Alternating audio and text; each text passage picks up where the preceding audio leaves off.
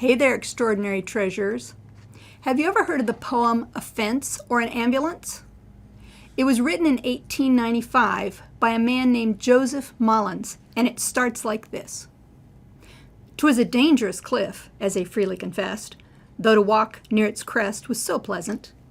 But over its terrible edge there had slipped a duke and full many a peasant. So the people said something would have to be done, but their projects did not at all tally.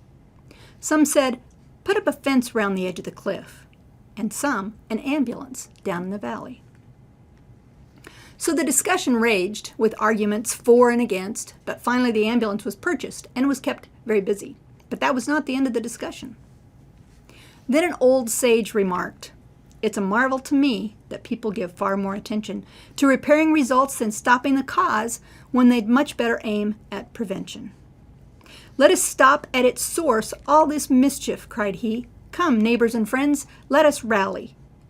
If the cliff we will fence, we might almost dispense with the ambulance down in the valley." So what do ambulances and fences have to do with church finance? No, this is not the section of the training where we talk about safety procedures and liability insurance. This is about internal controls. So what are internal controls? I'm glad you asked. Internal controls are a set of policies and procedures adopted by each local church to protect the assets of the church and the reputation of the ones handling those assets. It's estimated that in 2014, Christians stole $39 billion from their churches. And by 2025, it's expected that churches will lose $60 billion to theft and embezzlement. And yes, it happens in Adventist churches too. As auditors, when financial fraud is found, it is almost always because strategies for prevention and accountability, internal controls, were not in place. When a church's financial procedures are based on trust alone, that church may find out the hard way that trust is not an internal control. The first thing any local church needs to know is that they are not immune to financial misconduct. When a church says, "We don't have to worry about that here," they don't understand the dynamics involved in financial fraud. I know we don't want to think that someone we know and love could steal from our church. And yet, the person committing the fraud is often one of the most loved and trusted in the church. We trust them, and they gain access to church resources because of that trust. A fraud investigation at your church is like the ambulance. If you need it, the damage is already done. But we as auditors can tell you that there's a lot less chance you will need an ambulance if you have a good, strong fence at the top of the cliff. Internal controls are that fence. Internal controls are called internal because they are checks and balances that the local church sets in place and maintains.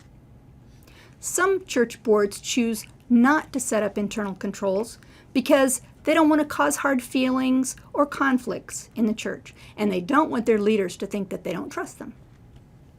But internal controls do not imply a lack of trust any more than the fence at the top of the cliff did. It was a protection. Internal controls protect treasurers and other leaders from unfounded accusations. And if church leaders are worried that putting up a fence will cause conflict and division, just imagine the damage done to a church family when fraud is discovered. Internal controls are just good stewardship. Even if you trust everyone at your church, would you give them all access to your bank account? In the same way, no one person should be given unlimited, unaccountable access to all of the church's assets. The Georgia-Cumberland Conference Auditing Department has a list of internal controls, each one like a fence post or a fence rail, that will build you a strong fence to safeguard your offerings and your leaders. Let's go through them. Dual counting and recording of tithes and offerings. In the old days, my dad was a treasurer, and he put all the offerings in a bank bag, brought them home, counted them, rolled the coins, and made the deposit all by himself. Now it's Georgia-Cumberland Conference policy that all tithes and offerings be counted by more than one person, working together, filling out and signing the appropriate forms. The knowledge of these safeguards will serve as a deterrent, removing the temptation for a leader to borrow or embezzle funds.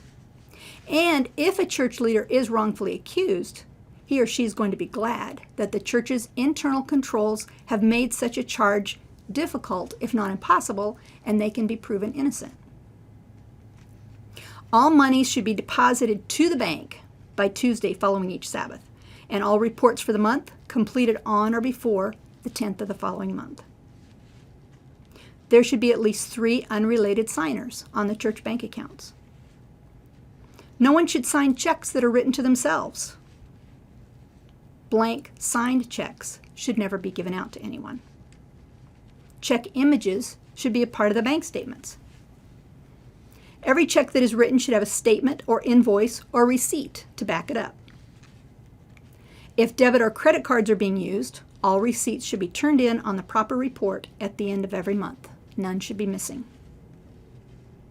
Reimbursement checks should only be written if the check request form has been properly filled out, including an original receipt or invoice, and signed. The bank accounts should be reconciled every month, and proof of that reconciliation should be presented at every board meeting. Current jewel reports should be presented to the board each month. If the treasurer is a month or more behind, it should be addressed and brought up to date before the next meeting. And one of the most important internal controls I saved for last. A board member should look over the bank statement and carefully compare it to the reports each month at the board meeting to ensure that the jewel reports are accurate.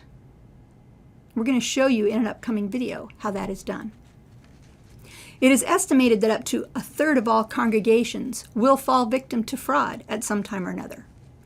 Let's build a fence so that it doesn't happen to yours. Greg and I are going to illustrate that fence building in counting and paperwork process for a church offering in the next videos. Grab your hammer and come help us.